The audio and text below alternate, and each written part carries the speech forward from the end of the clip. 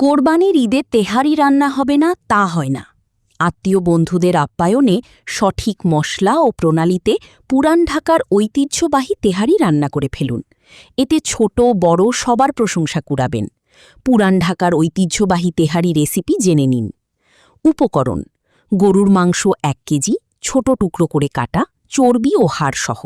পোলাও চাল 500 গ্রাম, সরিষার তেল 1 কাপ, পেঁয়াজ কুচি 1 কাপ, আদা বাটা 2 টেবিল চামচ, রসুন বাটা 1 টেবিল চামচ, টক দই আধা কাপ, তেহারি মশলা 1 টেবিল চামচ, জায়ফল জয়ত্রীর প্রাধান্য সহ এলাচ, দারুচিনি, লবঙ্গ ও গোলমরিচ একসঙ্গে গুঁড়ো করা, কাঁচামরিচ 15-20টি, তরল দুধ 1 কাপ, গরম পানি 4 কাপ, লবণ স্বাদমতো, কেওড়া জল 1 চা চামচ।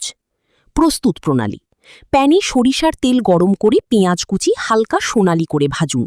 এবার আদা রসুন বাটা, তেহারি মশলা গুঁড়ো, টক দই ও স্বাদমতো লবণ দিয়ে মশলা কষিয়ে নিন।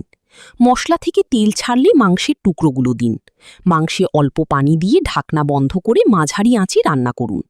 মাংস একদম নরম হয়ে তেল ভেসে উঠলে চামচ দিয়ে শুধু মাংসের টুকরোগুলো তুলে আলাদা পাত্রে রাখুন। প্যানে মশলাসহ তেল রয়ে যাবে। প্যানে রয়ে যাওয়া ওই সুগন্ধি তিলের মধ্যে আগে থেকে ধুয়ে পানি ঝরিয়ে রাখা চাল দিন। চাল 3-4 মিনিট মাঝারি আঁচে ভালো করে ভাজুন। চাল ভাজা হলে এতে 4 কাপ গরম পানি, 1 কাপ তরল দুধ ও স্বাদমতো লবণ দিন। বলক আসলে তুলে রাখা মাংস এবং 10-12টি আস্ত কাঁচামরিচ দিন। পানির কমে চাল ও পানি সমান সমান হলে ওপর থেকে কেওড়া জল ছড়িয়ে দিন।